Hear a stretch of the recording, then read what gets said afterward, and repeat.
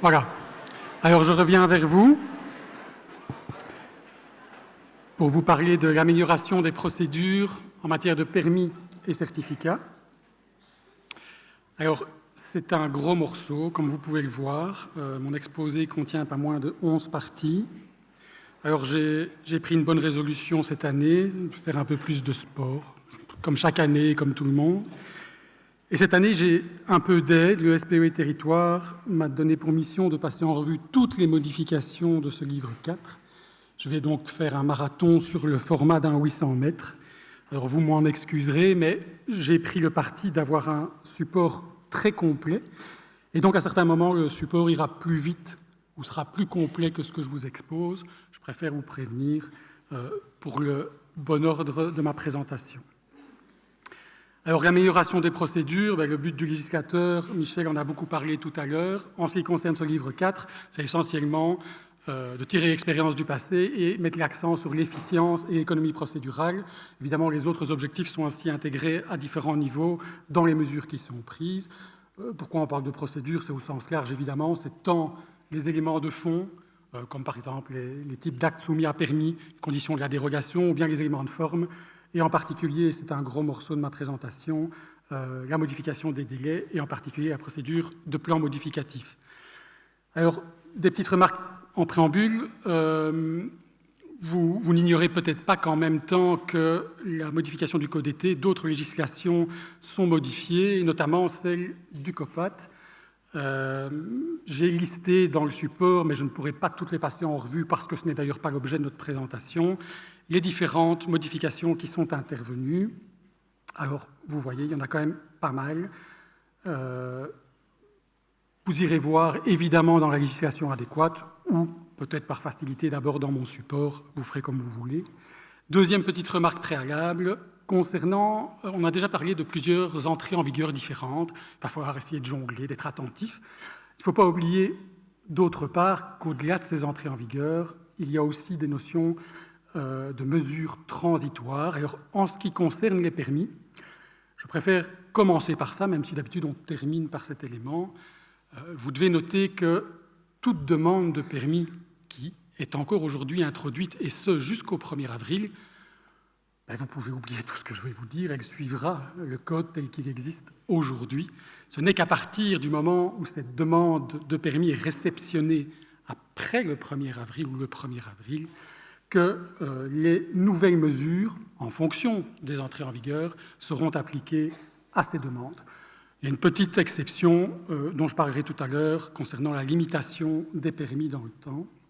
Alors, vous avez eu déjà dans la présentation de Cédric Armand une explication en matière de dérogation. Je ne reviens pas dessus. Il y a néanmoins, en complément de celle-ci, deux modifications à propos des dérogations et écarts. Alors, la première concerne l'article D4.8 alinéa 1er, donc, en matière de production d'électricité ou de chaleur, le législateur a supprimé les notions de zone contiguë et de situation sur un même bien, et a au contraire préféré y ajouter une condition qui est liée à la création d'une ligne électrique, une ligne directe. Alors cette ligne directe, elle n'est pas définie dans le nouvel article, il faut se renvoyer à un autre décret, mais par facilité, je l'ai reprise dans le support. Alors la deuxième modification, c'est en matière d'écart cette fois. Même s'il y a déjà une modification qui a été évoquée par Cédric, il y en a une autre, c'est que l'écart, lorsque vous avez accepté une dérogation au plan de secteur pour un projet et qu'un écart aux indications du schéma, qu'il soit pluricommunal, communal, au sol, au guide communal d'urbanisme, à la carte d'affectation du sol ou à un permis d'urbanisation est identifié, donc vous identifiez cet écart, que ces indications traduisent une prescription graphique ou littérale du plan de secteur, et bien dans ce cas-là, la dérogation emporte l'écart. Il ne faut plus s'exprimer en tant que tel sur la justification de l'écart, puisque la dérogation justifie déjà celle-ci. En matière d'avis conforme du fonctionnaire délégué, puisque Cédric Armand s'est exprimé sur les questions d'avis simple, bien en fait, les choses ne changent pas réellement.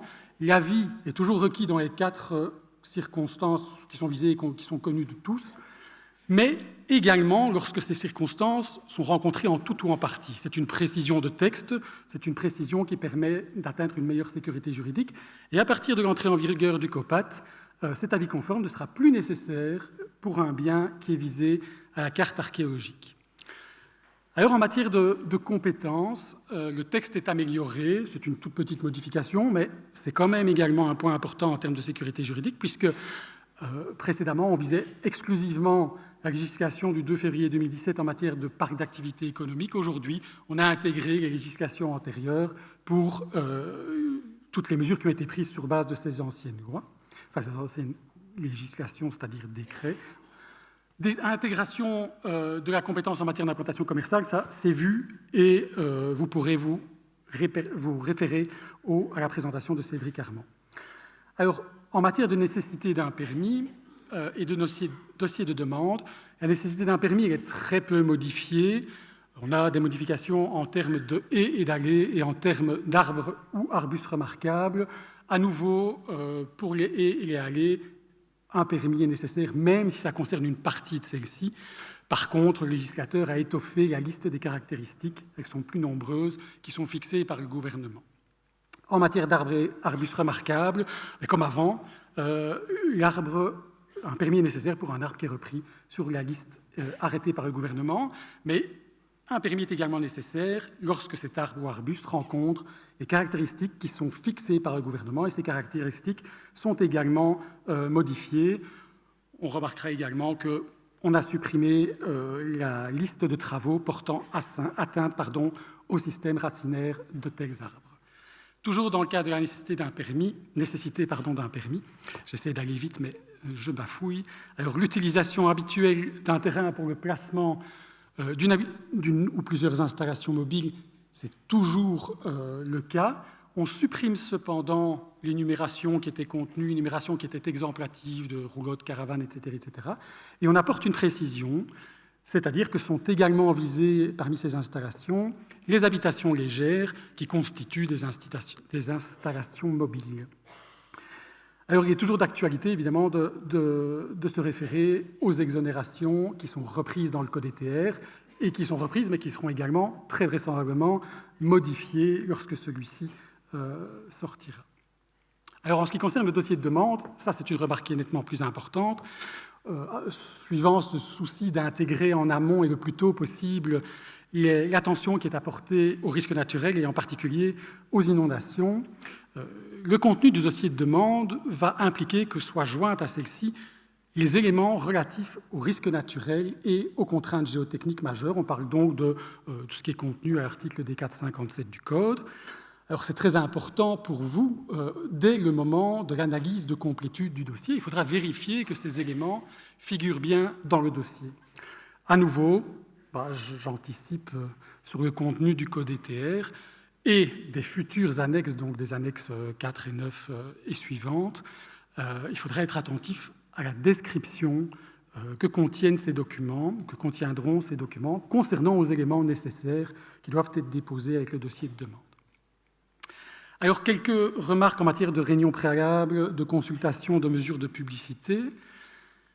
Premier point, en matière de réunion de projet, au niveau de l'invitation de la WAP, et donc je parle du moment où le COPAT entrera en vigueur, mais on parle du 1er juin 2024, si ça se confirme, l'invitation sera nécessaire pour un projet qui concerne, à nouveau, on a rajouté l'allocution en tout ou en partie, un bien classé ou assimilé, c'est une nouveauté, et toujours un bien repris en zone de protection. Toujours au niveau des invitations, et à nouveau dans ce souci de l'attention apportée aux inondations, de nouvelles invitations sont à prévoir de toute une série d'opérateurs en matière soit de gestion de cours d'eau, soit de lien avec les inondations, dans deux cas. Premier cas, vous avez un bien immobilier qui, de par sa nature ou sa localisation, est susceptible d'avoir un impact sur la gestion d'un cours d'eau, ou est soumis à un aléa d'inondation. Dans ce cas-là, vous avez une série d'intervenants qui doivent être invités à la réunion de projet. Deuxième cas, lorsque non plus le bien, mais le projet est situé dans un axe de concentration naturelle des eaux de ruissellement, et j'ai fait la liste de ceux-ci. Dans ce cas-là, il y a également une liste d'intervenants qui doivent être invités, dont la cellule GISER. Alors, toujours en matière de réunion de projet, cette fois-ci, ce n'est plus dépendant du COPAT, puisque c'est en matière d'implantation de commerce, et donc en fonction de la date qui sera fixée par le gouvernement. La réunion sera obligatoirement fixée en présence du fonctionnaire délégué lorsque la demande porte sur une surface qui est destinée à la vente de biens de détail d'une superficie supérieure à 2500 m², et elle le sera également, donc ça c'est la situation actuelle, la situation future c'est qu'elle le sera en centralité à partir de 1500 m² et hors centralité à partir de 2500 m². Petite précision aussi pour cette réunion de projet, puisqu'on a intégré les nouvelles technologies et la possibilité de tenir celle-ci par vidéoconférence. Alors en matière de consultation, au niveau du COPAT, et donc toujours à partir de sa future entrée en vigueur, l'avis de la WAP et de la Commission royale des monuments, sites et fouilles sera nécessaire pour un permis ou un certificat d'urbanisme numéro 2, pour un bien qui est situé en zone de protection ou pour un bien qui est pastillé à l'inventaire régional. Il n'y aura donc plus d'avis pour les biens classés ou assimilés, et là j'anticipe un peu sur le contenu du COPAT, c'est normal puisque ceux-ci seront soumis en fait à une autorisation patrimoniale, donc il n'y a plus besoin d'interroger dans ces cas-là. Cet avis sera un avis simple, il ne sera conforme que si les opérations archéologiques sont jugées nécessaires. Et hors grosse modification, pour le délai dans lequel cet avis sera rendu, il sera harmonisé au délai qui sera le délai de principe de 30 jours. Alors, deuxième modification, c'est à nouveau dépendant de l'entrée en vigueur de la GOI en matière d'implantation commerciale. Les consultations en cette matière ont été largement détaillées dans la présentation de Cédric. Par contre, nouvelle fois, la même remarque. Au niveau de l'invitation des services ou commissions, il faudra... On ne peut pas se contenter de ce que je vous présente ici, il faudra évidemment s'en référer au tableau qui est repris à l'article R435 du Code et qui sera certainement modifié, et notamment en matière de lutte contre les inondations. Alors une dernière modification en matière de consultation, et celle-là elle sera immédiate, c'est-à-dire au 1er avril, c'est en matière de recours. Si le gouvernement souhaite imposer des charges d'urbanisme, j'anticipe sur ce dont je parlerai tout à l'heure, eh bien il devra consulter le collège communal, mais attention, uniquement lorsque celui-ci était l'auteur de la décision dont recours. Alors, quelques mots pour en terminer dans ce chapitre sur les mesures de publicité. Il n'y a pas de modification immédiate en matière de mesures de publicité. Par contre, une première modification pour les implantations commerciales, on aura une soumission à enquête publique des demandes, sauf si celle-ci concerne un bien qui est inférieur à 400 m², donc en gros un bien qui aujourd'hui n'est pas visé par le Code pour une demande de permis, mais qui pourrait l'être à l'intervention du gouvernement ou du conseil communal. Et une deuxième modification en matière de COPAT, eh bien, il n'y aura pas d'enquête publique pour un bien qui est visé à la carte archéologique. Alors ça va peut-être en hérisser certains. Il y a une large modification des délais de procédure. Je vais essayer de les passer en revue, mais je ne vais pas pouvoir m'attarder parce qu'elles sont très nombreuses. En matière d'accusé de réception, première modification, accusé de réception de la complétude donc, ou du relevé des pièces manquantes, celui-ci devra se faire dans un délai qui passe de 20 à 30 jours. En matière de COPAT, cet accusé de réception devra être adressé à la WAP si une série de conditions cumulatives sont reprises, et je les ai mentionnées dans le PowerPoint. Alors, le délai d'accusé de réception, ce n'est pas juste le moment où on envoie l'accusé de réception, ça a des impacts sur toute la procédure liée à cet accusé de réception, et je parle donc des cas de figure dans lesquels le collège communal n'a pas envoyé cet accusé. Donc il doit le faire dans un délai de 30 jours. Le demandeur peut essayer de saisir le fonctionnaire délégué de sa demande pour autant qu'il lui envoie sa demande dans les 40 jours et plus 30.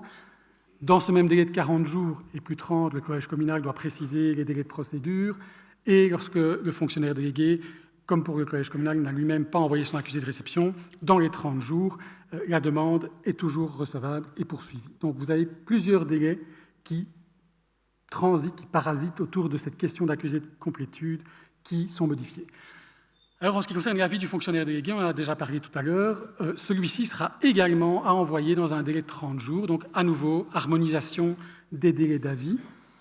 Et on a déjà parlé également, le fonctionnaire délégué ne devra plus envoyer de proposition de décision, il s'en tiendra à l'envoi d'un avis. En termes de prorogation, le principe reste le même, mais le délai diminue. C'est un petit peu justifié par une sorte de vase communicante.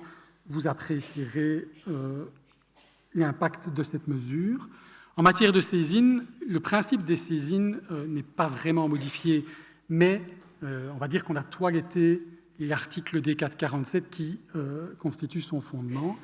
D'abord, une première modification, c'est que dans le cas de figure où on a une suspension de la décision du collège communal, il y a un principe qui est textuellement prévu, c'est que si le collège ne rend pas de décision après qu'il ait retiré sa décision, eh bien on peut également appliquer la saisine.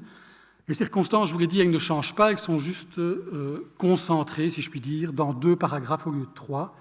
Ce qui change, et c'est l'élément à retenir, c'est qu'il n'y a plus cette proposition de décision, on a uniquement un avis, qu'il soit obligatoire ou facultatif, et on va faire la différence entre un avis selon qu'il a été sollicité ou non et qu'il a été rendu ou non. Alors textuellement, ça paraît déjà très rébarbatif et difficile à suivre. Si on peut résumer, on peut dire qu'il y a une saisine du fonctionnaire délégué, évidemment lorsqu'il n'y a pas de décision du collège, c'est la base, soit lorsque son avis n'a pas été sollicité, soit lorsque son avis a été sollicité et qu'il a été rendu. Alors, je vous propose, je vous rappelle que je suis juriste, un petit graphique qui, me semble, peut remplacer de nombreux mots et est relativement compréhensible, je l'espère. En matière de saisine toujours, le fonctionnaire délégué verra son délai de décision, donc sur saisine, je parle bien de ce cas de figure, réduit de 40 à 30 jours. C'est très accessoire, mais je crois que les fonctionnaires délégués ne le considéreront pas comme tel. Par contre, en ce qui concerne les délais de décision du fonctionnaire délégué, je vous l'ai dit, il y avait un souci d'harmonisation, il se marque très fort, et pour moi c'est la mesure qui rencontre le plus cet objectif. Les délais de décision seront harmonisés, on va dire, sur base des délais de décision du collège communal. On parle donc de 60, 75 et 115 jours. Alors on pourrait se demander pourquoi 60 et pas 30 ? Simplement parce qu'il faut toujours solliciter l'avis du collège communal et que mathématiquement, ça ne marche pas pendant les 30 jours du délai du collège. Alors, toujours dans les délais, et j'en terminerai sur ce point, en matière de retrait, la décision du collège communal qui a été suspendue par le fonctionnaire délégué doit toujours être retirée si le collège veut le faire dans les 20 jours. Dans les 40 jours, une nouvelle décision doit intervenir. Mais maintenant, on ajoute un nouveau délai, c'est-à-dire que lorsqu'il a été constaté que des mesures de publicité devaient être effectuées ou des consultations réalisées, alors on pouvait disposer d'une prorogation de 40 jours. Alors voici un gros morceau, même si je ne nie pas l'impact sur vos pratiques des dispositions dont je viens de parler. Un gros morceau de la modification intervenue au livre 4, c'est la nouvelle procédure en matière de plan modificatif. Alors, 2 procédures qui sont très similaires, mais qui sont quand même différentes, en première instance et sur recours. Alors, la procédure existe déjà. Elle est sensiblement modifiée. Tout d'abord, les plans modificatifs, quand je vais en parler, je vais m'en tenir à plans modificatifs et je ne vais pas évoquer le fait que ça englobe soit des plans, soit un complément de notice d'évaluation des incidences, soit un complément d'étude d'incidence. Alors, la faculté de déposer ces plans, elle existe à 3 niveaux, soit quand ça concerne une demande du collège communal, soit du fonctionnaire délégué, soit encore du gouvernement, je parle ici dans le jargon des D425. Et donc, ces 3 sources de dépôt de plans modificatifs existent, cependant, ce serait trop simple, elles interviennent à des conditions différentes. Alors, en première instance, aujourd'hui, la demande est initiée par le demandeur, mais il faut un accord de l'autorité compétente. Demain, on change de paradigme. Au contraire, la demande sera toujours initiée et entre les mains du demandeur. Elle peut toujours arriver après une sollicitation, une proposition, une demande de l'autorité compétente, mais ce sera toujours le demandeur qui décidera et qui actionnera cette procédure de plan modificatif. Alors, il n'y a donc plus d'accord requis de la part de l'autorité compétente. En première instance, la procédure de dépôt de plan modificatif débute uniquement lorsque le demandeur va informer l'autorité. Le texte dit de sa décision, mais en fait c'est de son intention de déposer des plans modificatifs, et cette intention doit être notifiée par envoi, donc important, rappelez-vous le livre 1 du Code, donc il faut une date certaine, et elle doit absolument intervenir au moins 10 jours avant l'échéance de la date de décision de l'autorité.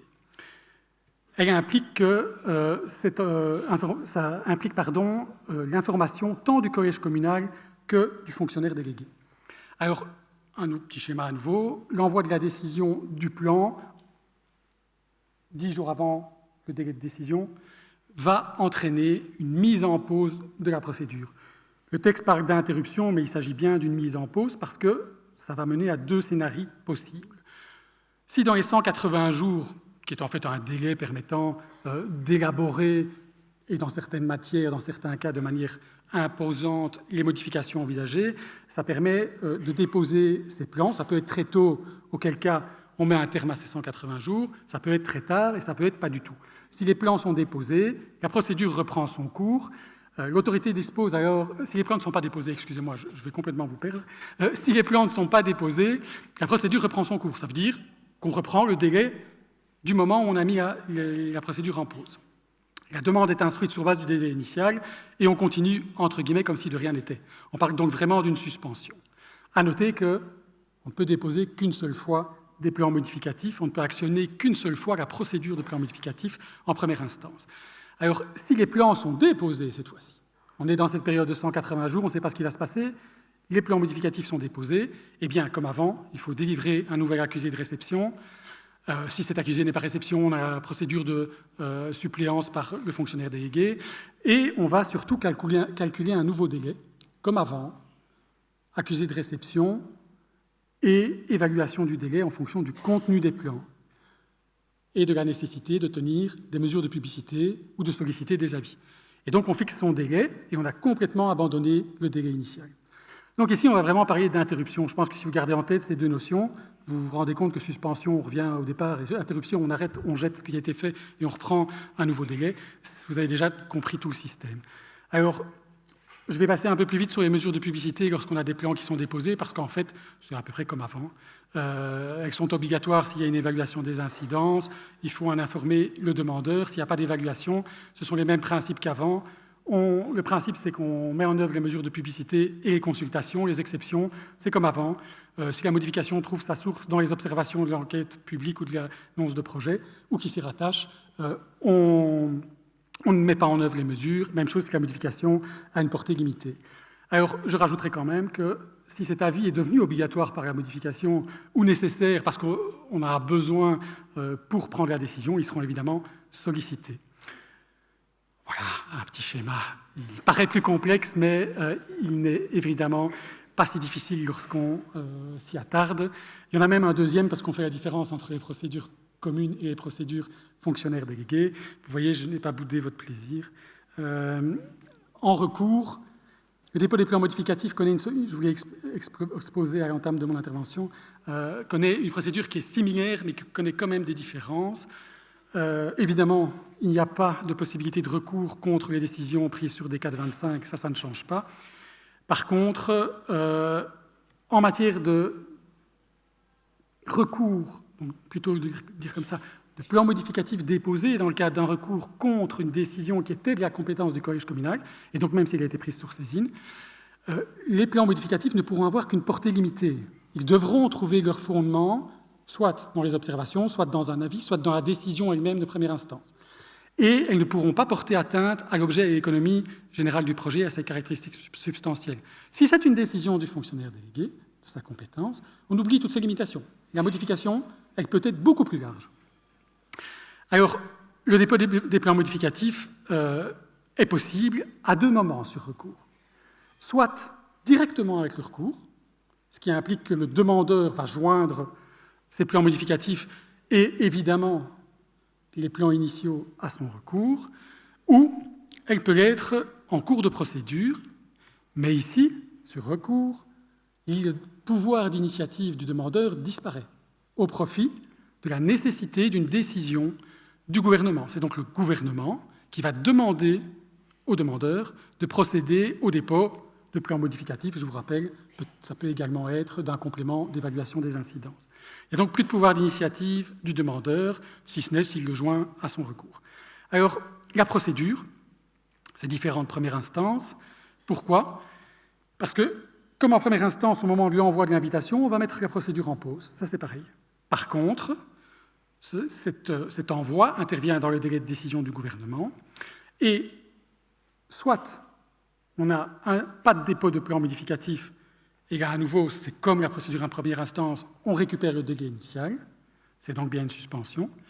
Par contre, si on a un dépôt, on a la fin du délai de 180 jours, comme en matière de première instance. Par contre, on a un nouveau délai qui sera fixe, qui sera l'ensemble du délai de recours qui débutera. À nouveau, un schéma. Alors, les mesures de publicité, à nouveau, je passe vite parce que c'est la même chose à la fois qu'aujourd'hui, à la fois qu'en première instance. Une petite nuance, c'est que, évidemment, mais ça c'est par la force des choses, je vous l'ai dit, en matière de recours contre une demande de compétence du collège communal, puisque l'objet de la modification des plans modificatifs est lui-même limité, ben forcément, on sera toujours dans la deuxième condition, ce sera toujours une portée limitée qui supprimera donc cette exclusion de la nécessité d'une mesure de publicité ou d'une consultation. À nouveau, également, et là c'est pour voir si vous suivez, electa una via non datur recursus ad alteram, je vous l'ai dit, j'étais juriste, ça veut juste dire qu'il n'y a qu'une seule possibilité de dépôt de plan modificatif sur recours. Ne confondez pas, si on a déposé des plans modificatifs en première instance, on peut néanmoins en déposer ce recours. Ça complexifie l'ensemble, mais c'est possible. Par contre, si le demandeur a déposé des plans modificatifs à l'entame de son recours, le gouvernement ne pourra pas lui demander de déposer de nouveaux plans modificatifs. C'est ça qui est à retenir. Alors,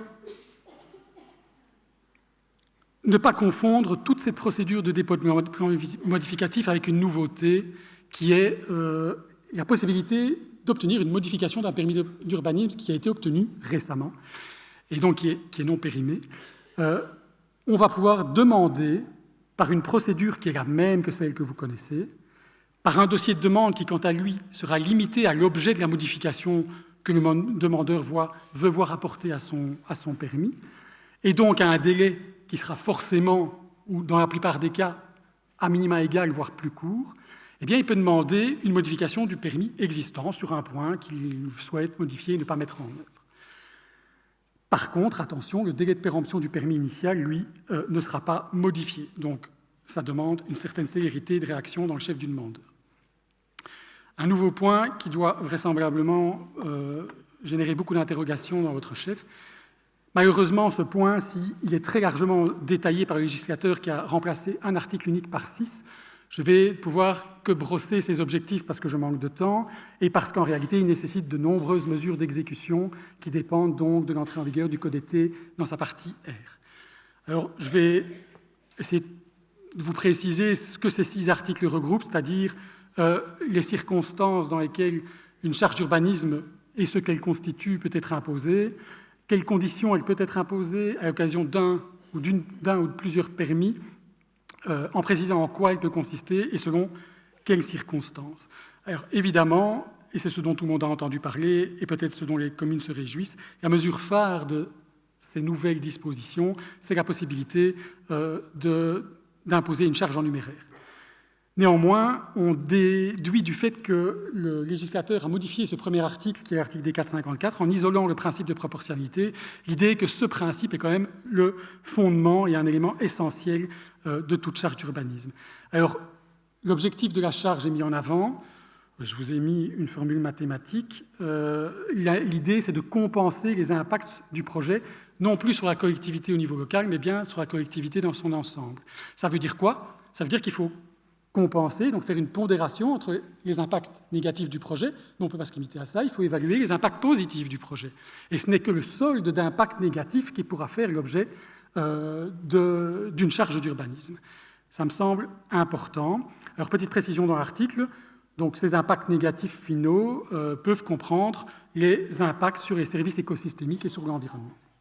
Alors si le projet nécessite différents permis, et ça va être utile aussi aux communes, la charge peut imposer, dès le constat dans la chaîne de permis, de la résultance d'un impact négatif, donc dans le premier permis. Alors la nature des charges qui peut être imposée, ça peut être imposé pour des actes qui sont relatifs à la réalisation ou la rénovation d'espaces naturels ouverts au public, la réalisation ou la rénovation de logements d'utilité publique ou toute mesure favorable à l'environnement, dont notamment la désertificialisation d'espaces artificialisés. 3 nouveautés qui sont comprises dans les modifications.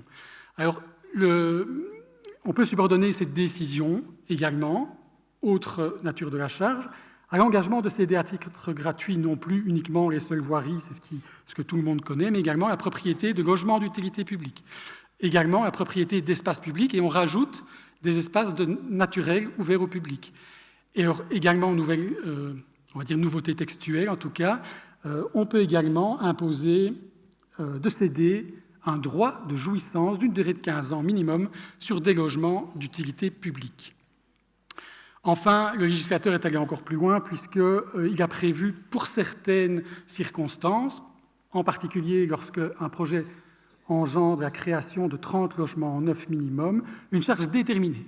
Et cette charge portera soit sur la réalisation ou la rénovation de logements d'utilité publique, soit l'engagement de céder à titre gratuit des logements d'utilité publique, soit l'engagement de céder à titre gratuit un droit de jouissance d'une durée de 15 ans minimum sur de tels logements.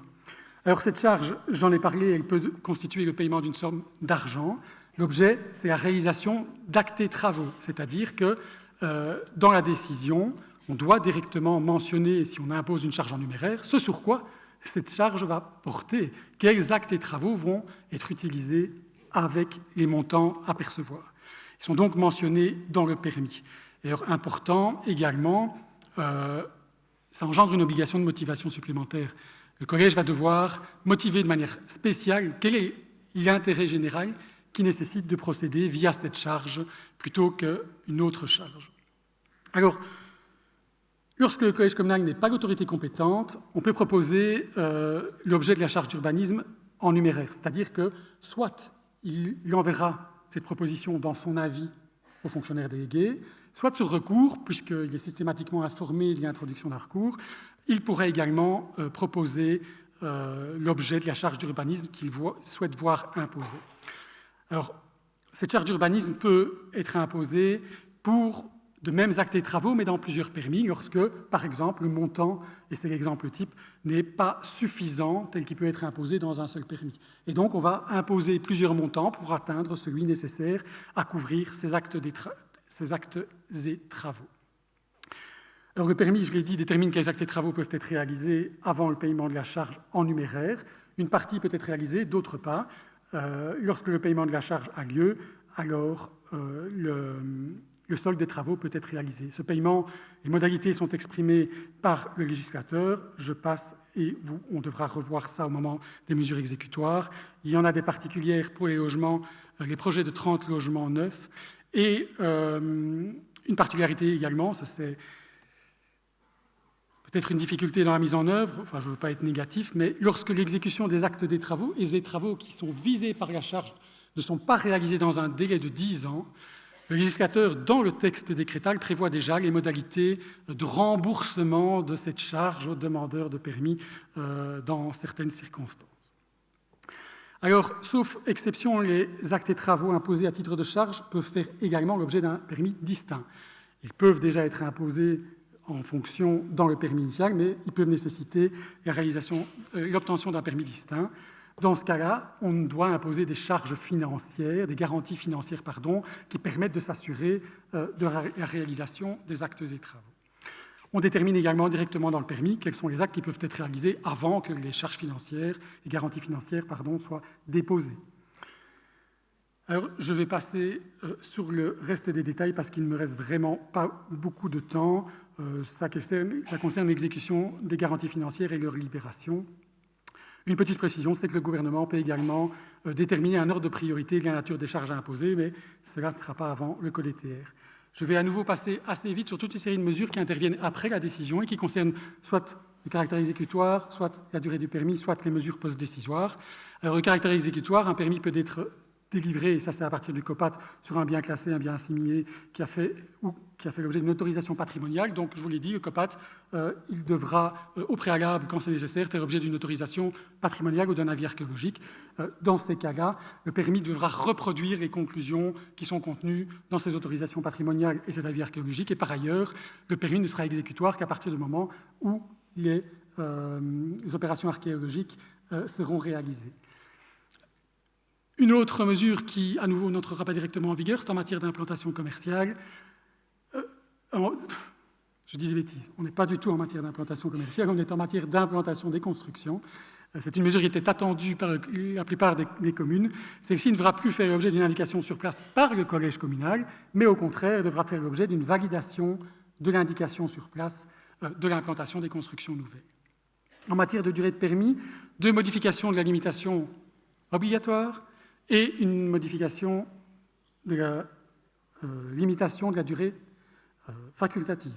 La limitation de la durée obligatoire pour l'utilisation habituelle d'un terrain pour le placement d'une ou plusieurs installations mobiles précise maintenant que ça comprend également les habitations légères. Et donc, on aura une limitation dans le temps de la durée du permis. Une deuxième interviendra en même temps que les mesures en matière d'implantation commerciale. Elle concernera un point de vente qui est établi pour une courte durée, et donc on vise les occupations de cellules vides. Eh bien, la limitation sera de 6 mois, il sera un maximum en tout cas, et ces 6 mois seront non renouvelables. Cette limitation vaudra également pour l'enseigne qui généralement est accolée à ce point de vente. Alors, une limitation de durée facultative, et petite remarque, je vous ai parlé tout à l'heure du fait que dans les dispositions transitoires, c'est à partir du 1er avril des nouvelles demandes que toutes les dispositions s'imposaient. Celle-ci, elle s'impose même pour les demandes en cours. C'est la possibilité de limiter la durée d'un permis pour la création d'un nouveau logement dans une construction existante ou pour la modification de la destination de tout ou partie d'un bien. Et donc ça, dès le 1er avril pour les demandes en cours. Autre mesure qui intervient après la décision, en matière de permis d'implantation commerciale, le permis deviendra caduc pour une implantation commerciale visée par le projet qui n'est pas ouverte au public de manière significative dans un délai pendant 2 années consécutives.